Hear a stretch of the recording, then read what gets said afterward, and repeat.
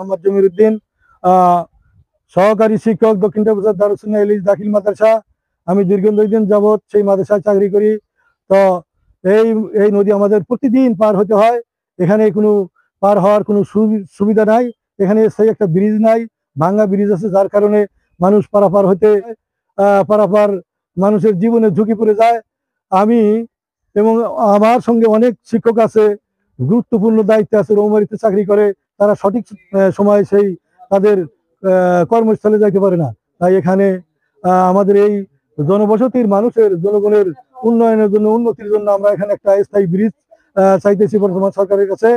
আমাদের এই যে নদী পারাপার হইতে হয়, আমরা কৃষিকাজ করি, কিন্তু এই কাজাইকাটা হলহুলিয়া নদীর উপর একটা আমাদের স্থায়ীভাবে পাকা ব্রিজ নির্মাণের দরকার।